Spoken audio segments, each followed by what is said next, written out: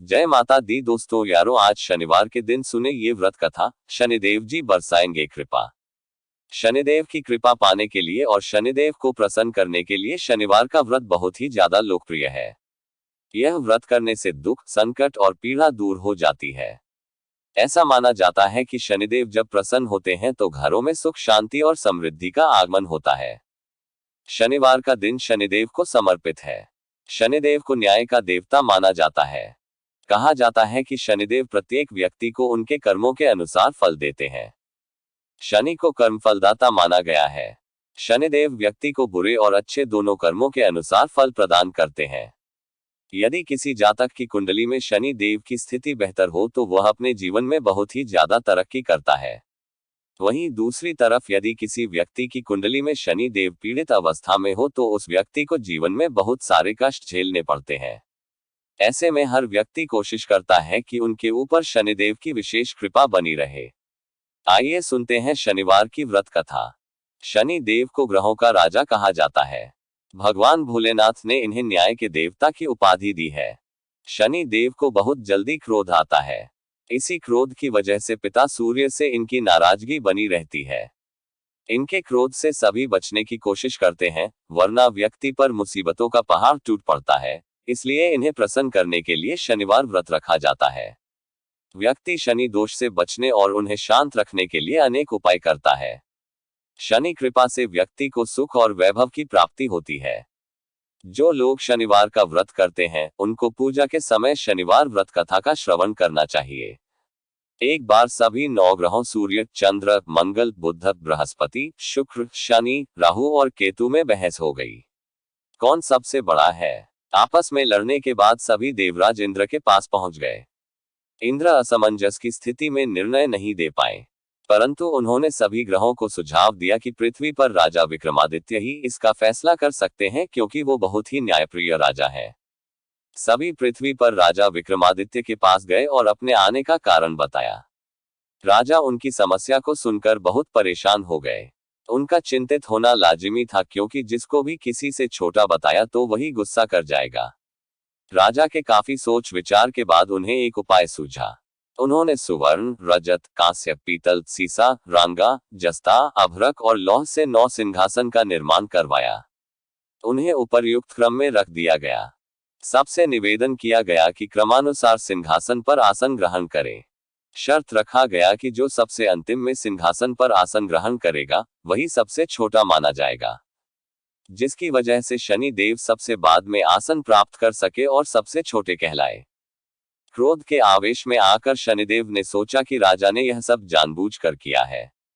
कुपित होकर राजा से कहा कि राजा, तू मुझे नहीं जानता। सूर्य एक राशि में 1 महीना, चंद्रमा 2.25 महीने 2 दिन, मंगल 1.5 महीना, बृहस्पति 13 महीने, बुध और शुक्र 1 महीने विचरण करते हैं, लेकिन मैं 2.5 से 7.5 साल तक रहता हूँ। मैंने बड़े बड़े का विनाश किया है। श्री राम की 7.5 आने पर उन्हें जंगल जंगल भटकना पड़ा और रावण की आने पर लंका को बंदरों की सेना से परास्त होना पड़ा। क्रोधित शनिदेव ने राजा से कहा कि अब आपको सावधान रहने की जरूरत है। इतना कहकर शनि देव कुपित अवस्था में वहां से चले गए। समय गुजरता गया और कालचक्र का पहिया घूमते हुए राजा की 7.5 आ ही गई। तब शनि देव घोड़ों का सौदागर बनकर राजा के राज्य में गए। उनके साथ अच्छे नस्ल के बहुत सारे घोड़े थे। जब राजा को सौदागर के घोड़ों का पता चला तो अश्वपाल को अच्छे घोड़े खरीदने के लिए भेजा। अश्वपाल ने कई अच्छे घोड़े खरीदे। इसके अलावा सौदागर ने उपहार स्वरूप एक सर्वोत्तम नस्ल के घोड़े को राजा की सवारी हेतु दिया। राजा विक्रमादित्य जैसे ही उस घोड़े पर बैठे वह सरपट वन की ओर भागने लगा। जंगल के अंदर पहुंचकर वह गायब हो गया। भूखा प्यास की स्थिति में राजा जंगल में भटकते रहे। अचानक उन्हें एक ग्वाला दिखाई दिया जिसने राजा की प्यास बुझाई। राजा ने प्रसन्नता में उसे अपनी अंगूठी देकर नगर की तरफ चले गए। वहां एक सेठ की दुकान पर पहुंचकर उन्होंने जल पिया और अपना नाम वीका बताया। भाग्यवश उस दिन सेठ की खूब आमदनी हुई। सेठ खुश होकर उन्हें अपने साथ घर लेकर गया। सेठ के घर में खूंटी पर एक हार टंगा था, जिसको खूंटी निगल रही थी। कुछ ही देर में हार पूरी तरह से गायब हो गई। सेठ वापस आया तो हार गायब था। उसे लगा कि वीका ने ही उसे चुराया है।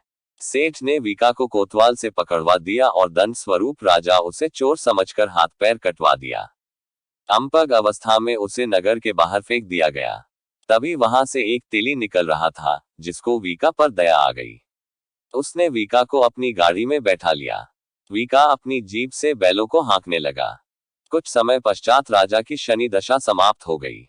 वर्षा काल आने पर वीका मल्हार गाने लगा। एक नगर की राकुमारी मनभावनी ने मल्हार सुनकर मन ही मन प्रण कर लिया कि जो भी इस राग को गा रहा है वो उसी से ही विवाह करेगी।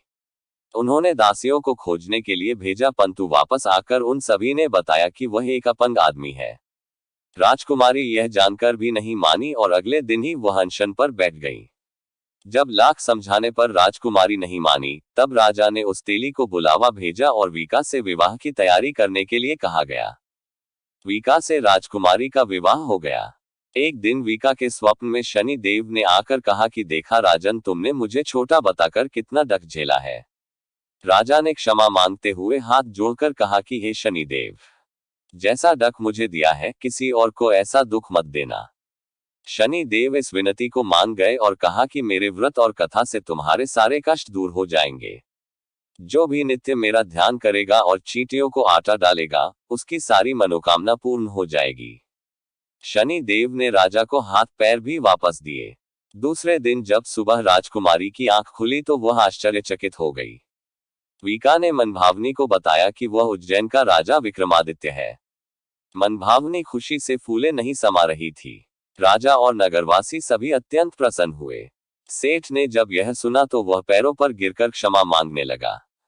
राजा ने कहा कि यह सब शनि देव के कोप का प्रभाव था और इसमें किसी का कोई दोष नहीं है। सेठ ने निवेदन करते हुए कहा कि मुझे शांति तभी मिलेगी जब आप मेरे घर चलकर भोजन करेंगे। सेठ ने कई प्रकार के व्यंजनों से राजा का सत्कार किया। जब राजा भोजन कर रहे थे तभी जो खूंटी हार निगल गई थी वही अब उसे उगल रही थी। सेठ ने अनेक मोहरे देकर राजा का धन्यवाद किया और अपनी कन्या श्रीकंवरी से पानी ग्रहण का निवेदन किया। राजा ने सहर्ष स्वीकार कर लिया। राजा अपनी दोनों रानियों मनभावनी और श्रीकंवरी को लेकर उज्जैन नगरी लौट आए। सारे नगर में दीपमाला और खुशी मनाई। राजा ने घोषणा करते हुए कहा कि मैंने शनि देव को सबसे छोटा बताया था, लेकिन असल में वही सर्व